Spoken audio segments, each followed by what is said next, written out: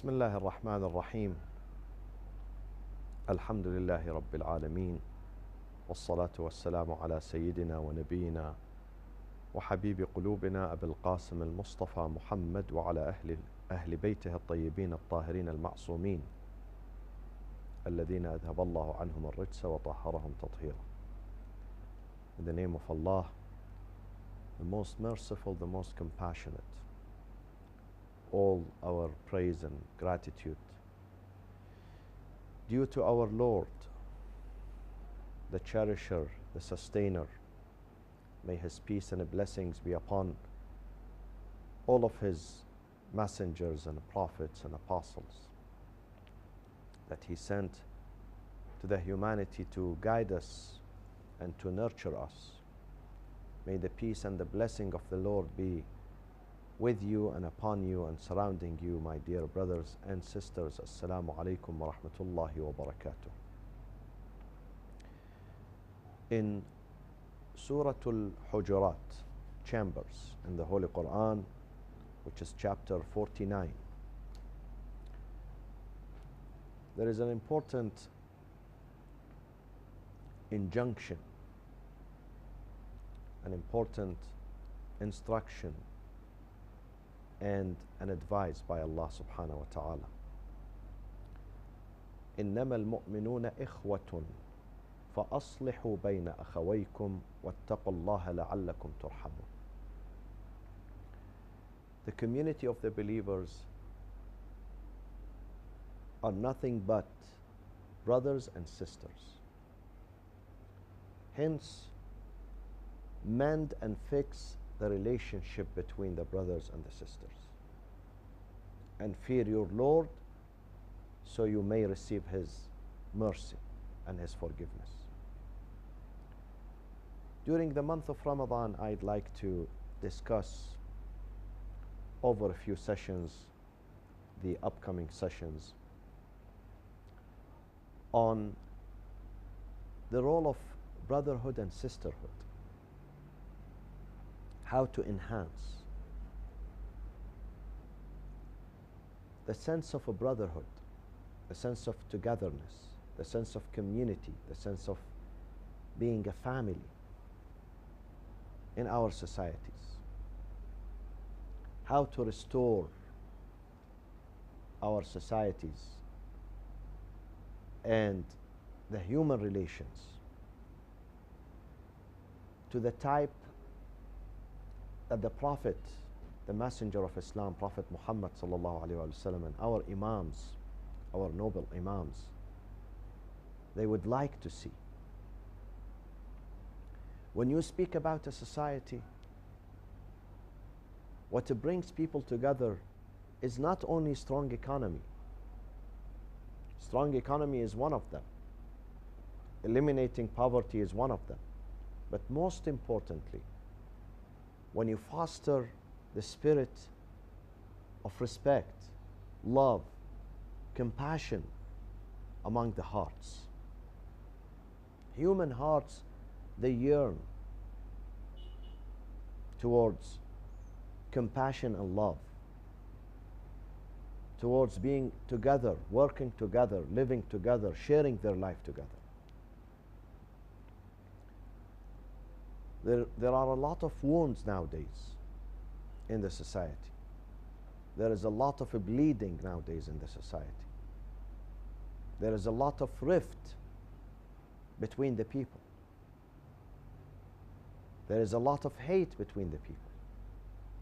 This is not, definitely this is not the Islamic society. This is not the type of society or community that God loves to see. He did not create us for this purpose. He created us to be with one another, not against one another. To help one another, not to fight with one another. So what do we do here? What is needed, what is urgently and desperately needed, is to enhance and promote the spirit of brotherhood and sisterhood. إنما المؤمنون إخوة. The believers are brothers, nothing but brothers and sisters. فأصلحوا. Try to bring the hearts together. If there is some misunderstanding here or there, try to bring the hearts together. If someone has some hard feelings about someone else, another family, another group, try to heal that. Try to bring the hearts together. فَأَصْلِحُوا بَيْنَ أَخَوَيْكُمْ. And fear your Lord. وَاتَّقُوا اللَّهِ. By doing that, you are adhering, you are obeying, you are listening to your Lord.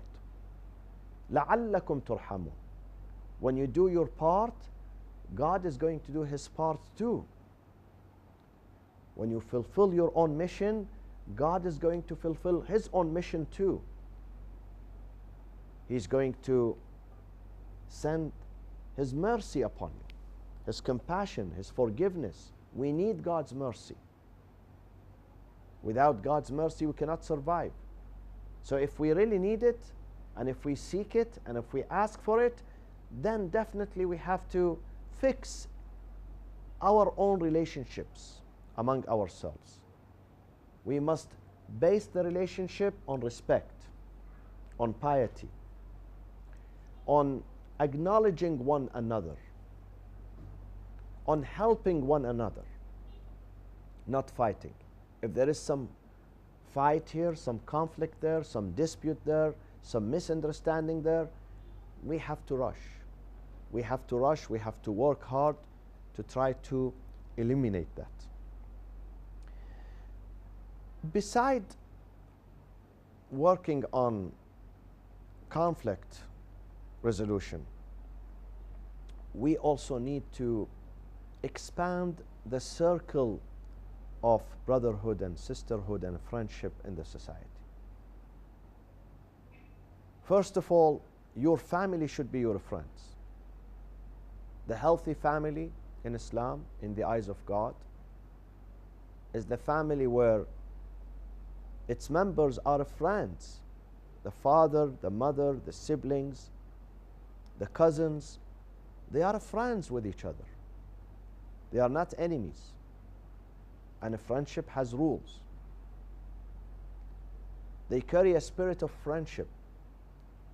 When they speak to each other, when they approach each other, they approach it in the spirit of friendship and a brotherhood and sisterhood. You know, when two enemies speak to each other, they try to disrespect each other.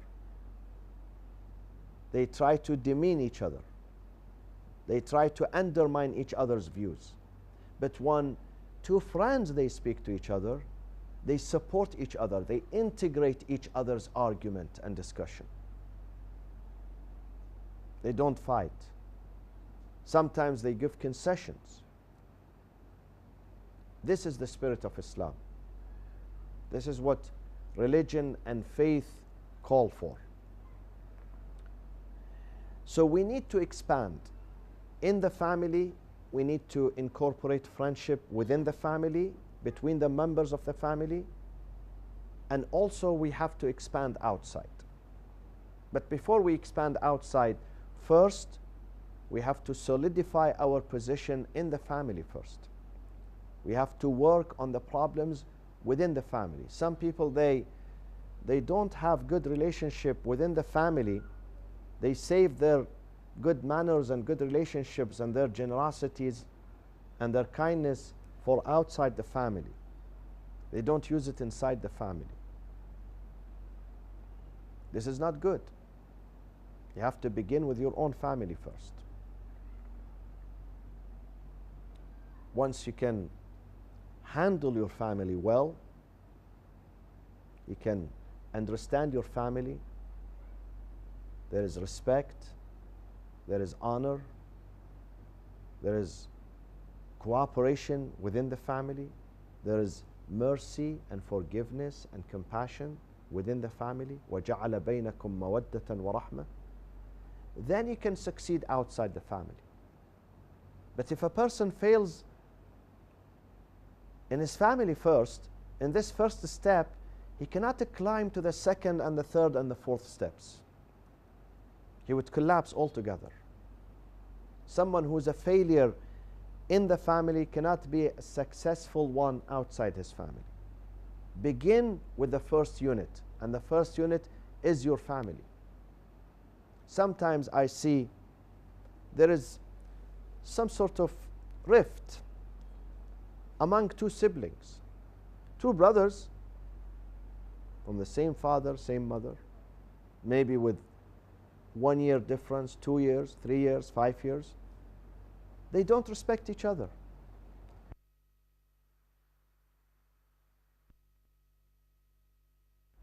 They have rivalry among them. You have to pay attention to this. This is a problem. This is a deficiency. You have to fix it. You have to fix this deficiency.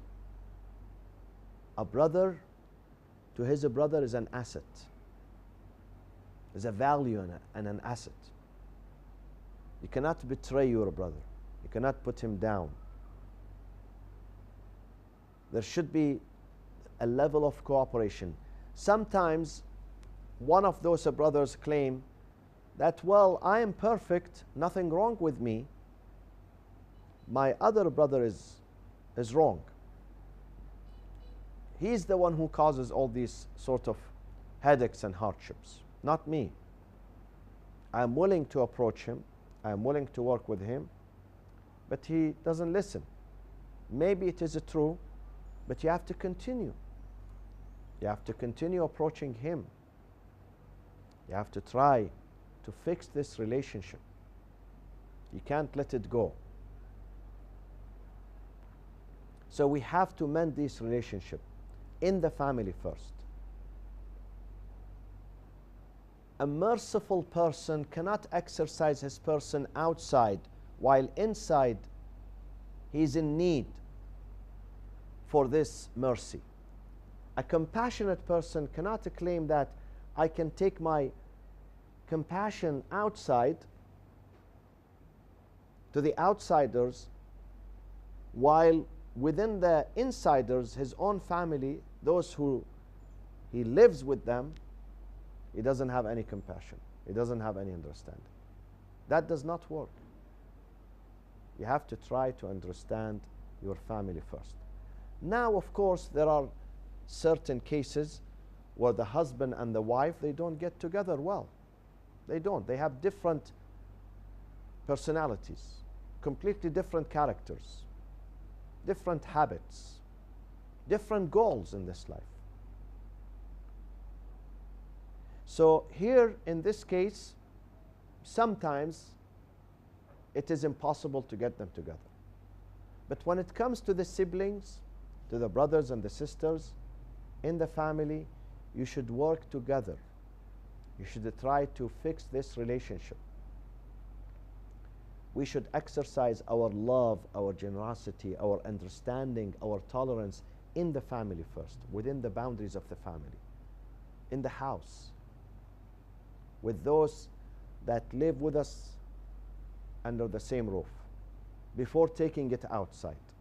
When we succeed inside the family, when the family is strong, you can succeed outside. You can go to your community and take your project to the community outside. But if you fail inside the family, then the chances your failures are going to be bigger outside the family, because people know you are a fake person. You are not a genuine person. People will come to you and tell you, and maybe they don't tell you, but this is how they think about you, that if you are so kind, if you are so generous, if you are so tolerant, if you are so forgiving, why don't you use this with your daughter? Why don't you use this with your brother? Why don't you use this with your mother, with your sister? Use it with them first. Can you imagine someone who has been begotten from his mother? He was in her tummy for 9 months. She carried him. And now at the age of 17, at the age of 20, at the age of 30. He turns against his mother because he says, we don't get along well. We don't get along well. And he abandons his mother completely. Or maybe sometimes his father, and sometimes both.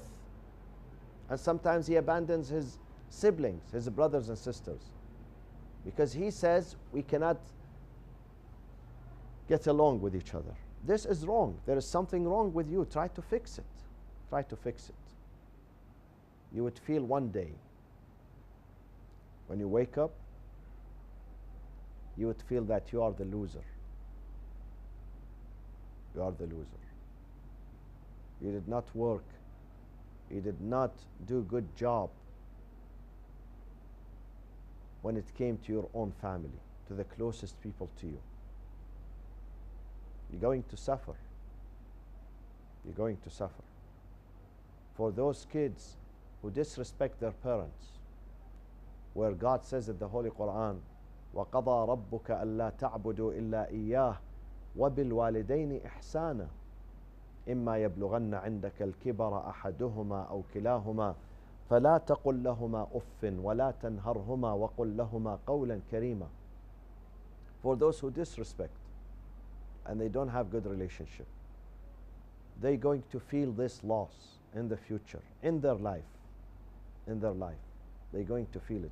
It's going to hit them hard. It's going to crush them in the future. They will grow up lacking mercy, lacking love.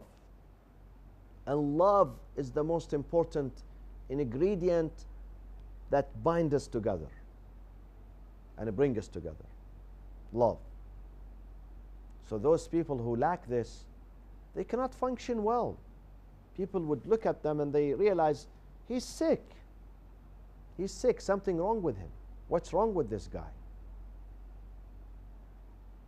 So we begin with the family first,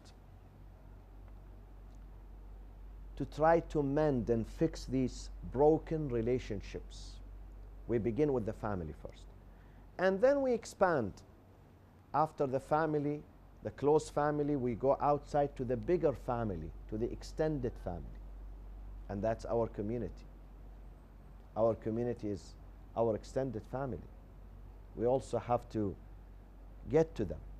The hadith says, the Prophet Muhammad sallallahu alayhi wa sallam, he outlines for us the reasons why we need friends. Some people say, do I need a friend? Do I need to have friends? Are they necessary? You think I can't survive without friends? I've been living without friends for 30 years. I can survive. Maybe you can survive. But your life is not reaching its final stage. Your life is not reaching the stage of perfection, the stage of a humanity. It is lacking something. Like a food. When someone cooks some food and maybe one or two of the ingredients are missing, still this food is edible, but you don't enjoy it. When you eat it, you don't enjoy it because some of the ingredients are missing. The same thing with this. You can continue your life, definitely, you can survive, but there is no full enjoyment in that life when you don't have friends. So our Prophet Muhammad sallallahu alaihi wasallam says, ما استفاد امرئ مسلم فائدة بعد فائدة الإسلام. No believer, no true Muslim had benefited greatly after being Muslim, after being faithful in God and Muslim, مثل أخ يستفيده في الله, like having a friend. Akh here means a friend, not sibling, friend. And because the Prophet uses the term brother, it means that he's so close to you that you both treat each other as siblings and brothers. إِنَّمَا الْمُؤْمِنُونَ إِخْوَةٌ. You treat him like a brother. So nothing can benefit you after being a Muslim, a believer, more than having a true friend that he's benefiting you in the course of God, in your journey to God, on your way to God. You benefit from him because he's leading you to God. He's not leading you to dunya. He's leading you to God, to the path of felicity, to the path of salvation, to the path of real happiness, which is God. This person draws you closer to God. When you see him, when you talk to him, you remember God. When you deal with him, you remember piety, taqwa and piety and righteousness. This is a treasure trove that you must cherish. You must embrace. And you must nurture and value. To have a friend who can lead you to God, who can get you closer day by day to God. Sometimes we shift away sometimes from the path of religion. Sometimes we become spiritually, we become weak. We become weak spiritually. So we need someone to give us some boost. We need someone to boost our morale. We need someone to boost our faith. And that person is a good believer, is a true mu'min. When we are his friend, he's leading us, he's guiding us to that path. He's making life easier for us. When we wander outside this realm of spirituality and religion, he brings us back.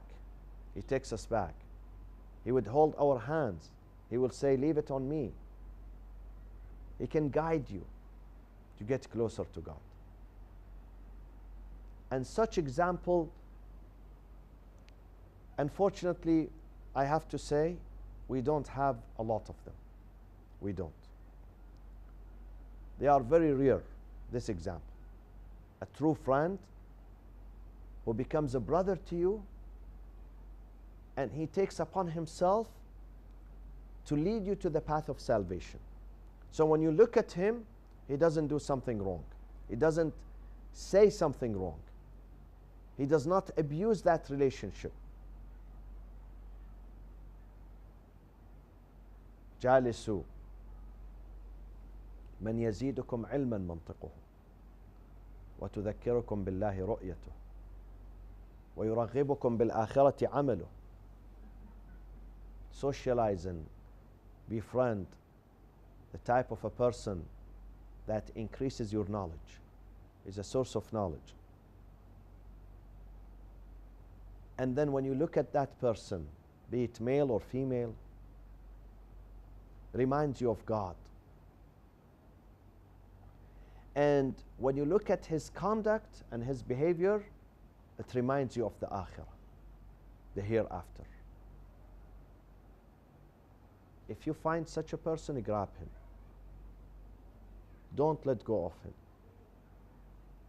Be the neighbor of that person. Be the friend of that person. Be the classmate.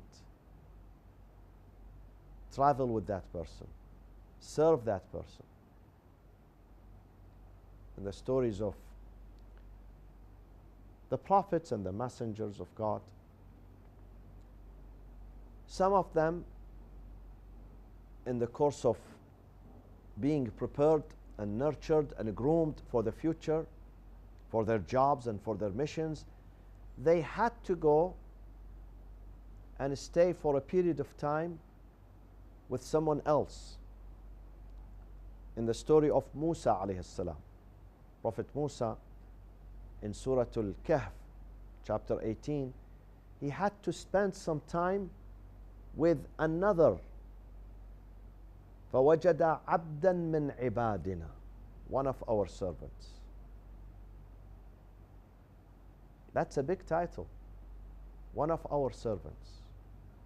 And this title could be bigger than and higher than the title of a messenger or a prophet. عَبْدًا مِّنْ عِبَادِنَا. Commentators on the Qur'an, they say he was al-Khidr alayhi salam. And many believe that he was a prophet.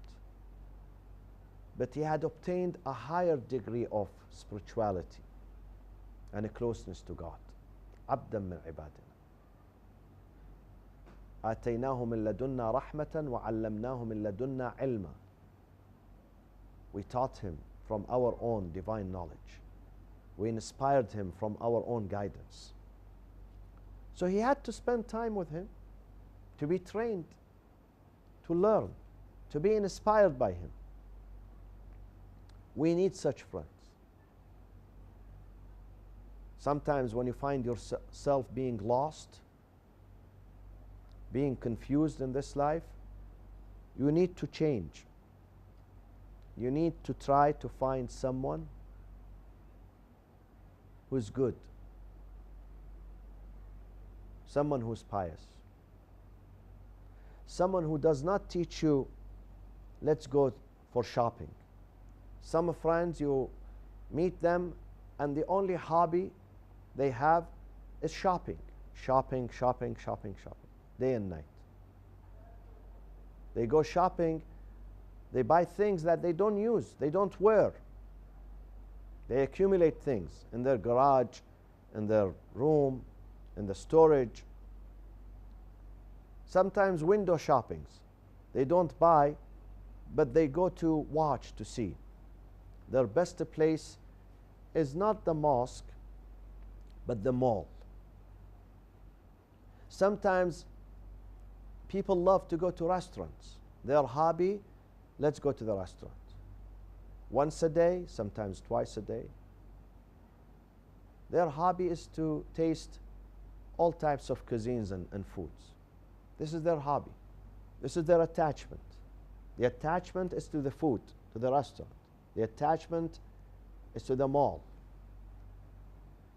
And some people, they have, you enjoy that conversation. Sometimes this conversation brings healing. Brings some healings to the wounded heart. Brings some guidance, some relief, some peace. If you find such example, be that with that person. Don't let go of that person. Even if you spend money to get to that person, let it be. That person brings you peace of mind. Do you see sometimes in our communities, sometimes we try to avoid certain people. Not because for the way they look,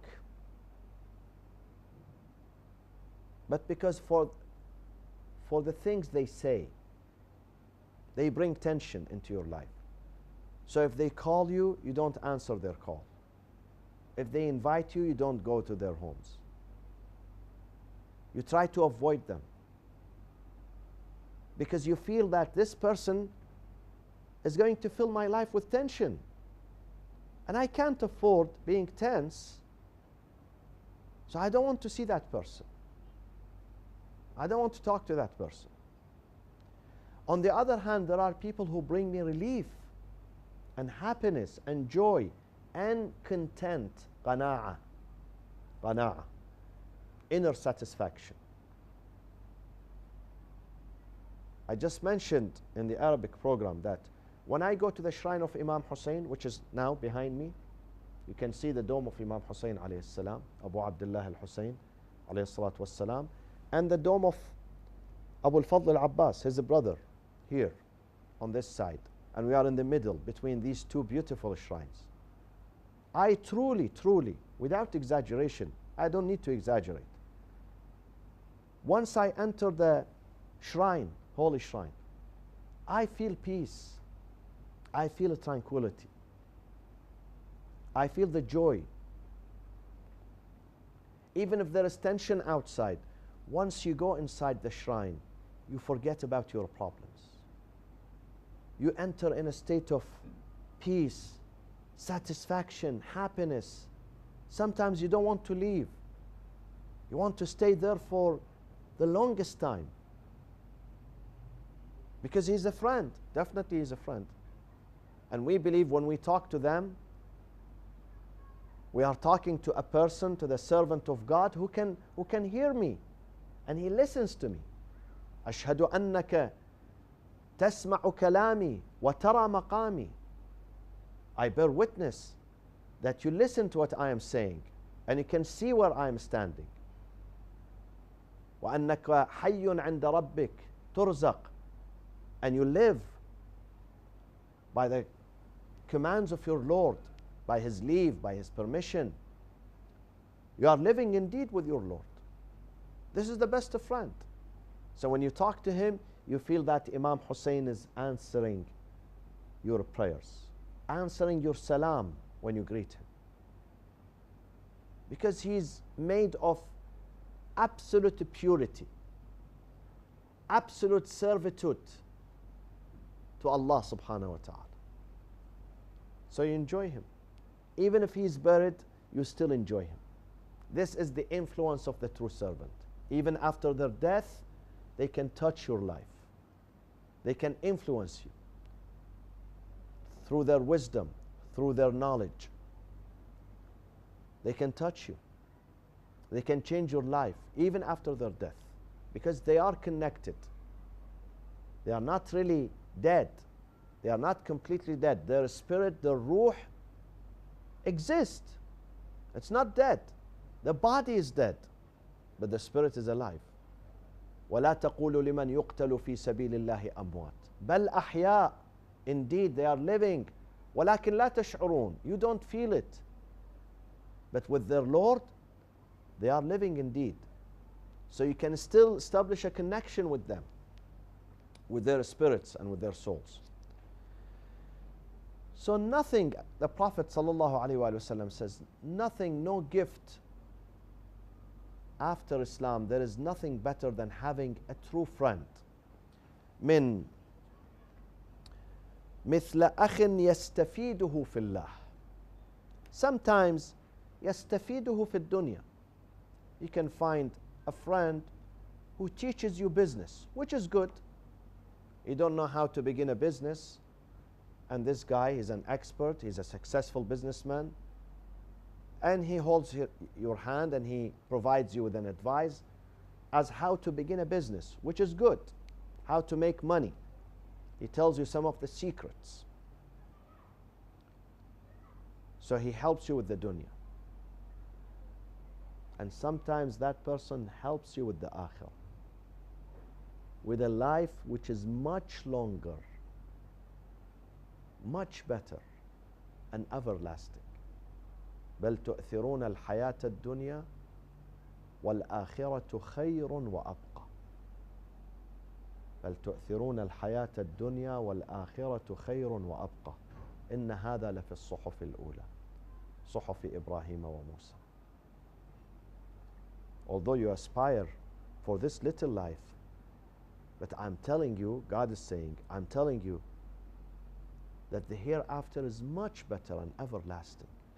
خير وأبقى. And we mention this not just in the Qur'an. إن هذا لفي الصحف الأولى. The early books that we sent to the humanity. The earliest revelations that we inspired the humanity with. في الصحف الأولى صحف إبراهيم وموسى. This is the best asset, to have a friend who's going to guide you through the way how to get to your akhirah safely, how to avoid being trapped in this dunya. The dunya is so complicated. Dunya is not easy. to navigate your way in this dunya, it's like a minefield, walking in a minefield. You have to be extra careful, because always we are surrounded by the haram. Al-Jannatu mahfufatun bil makhatir. The hadith says paradise is surrounded by dangers and traps. So you have to be extra careful when you navigate your way. Extra careful not to fall in that trap.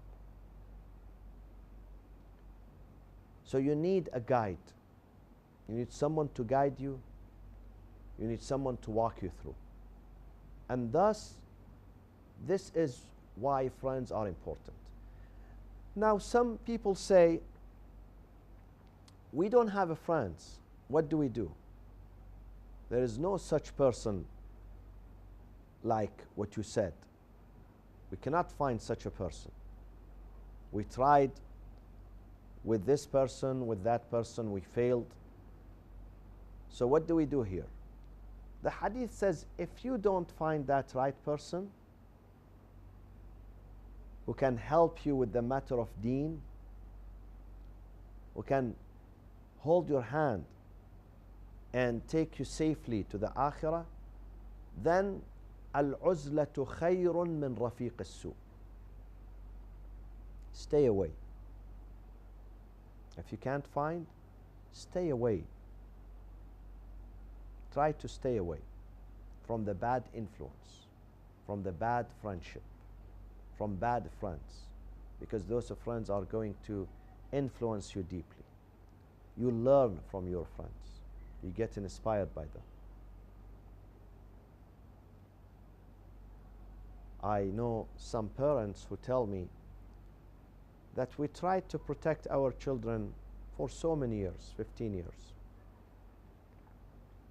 And then it happened that they got to know a new family, new friend, maybe when they left the house or when they were still in the house, but they got to know a new friend in the school outside. And that friend was able to destroy the work of 15 years in 15 days. The father was telling me, I worked on my son, I tried to protect my son for 15 years. This outsider came and he befriended my son and he destroyed my work in 15 days. Which is true, I believe in that. Yes, I believe in that. Sometimes when the foundations are not very solid, you can lose your son, you can lose your brother, you can lose your wife, you can lose your husband in 15 days. Because this is the effect. This is the effect of friendship. When they get attached to someone, they think that this person is an apostle, is a saint. They listen to them. They obey them. They follow them blindly. And we have to be very careful with people who are around us. They influence us without realizing, without us realizing that we are being influenced by them. People can convince you today with a couple of sweet sentences, with a couple of sweet words. They can brainwash you. They can change you. You have to be careful. How you become careful? Be careful with who you choose to be your friend. Sometimes don't get close to certain people. Don't get close to them. Don't allow yourself to listen to them. We should not listen to any screamer, to any shouter, to any person who stands there and he says this or that. Sometimes we have to avoid. Don't get close to them because they influence you. Even if you decide that I would go there and I would not be influenced. They do, certain groups. Do you know that those who are doing drugs, they were clean before, but because of a single trip with those who are doing drugs, they were able to convince them that this is good. Just try it for the first time. When they tell you try it for the first time, it means 90% of the work is done. Then you're going to try it yourself the second time, the third time, and then you become addicted. Same thing with smoking. How do people learn to smoke? In bed, when they are sleeping, they see a dream, and they wake up in the morning, they ask for a cigarette? No. Because they were with someone who was smoking. And he asked them to smoke. He said, "Tafaddal, let's share this good thing." This is how they learned. Same thing with the drinking. Same thing with gambling. A person who said, "I would never, never, ever gamble." But a friend took me to the casino, and he just said to me, "Well, just stand next to me and see how it works." And it was so tempting, I could not resist. So I started to gamble. But then, of course, he says, God saved me later on. I stopped and I ran away. Sometimes you have to run away. We will continue on this subject of brotherhood, sisterhood, friendship in Islam, inshallah, in the upcoming days during this holy month of Ramadan. I remind myself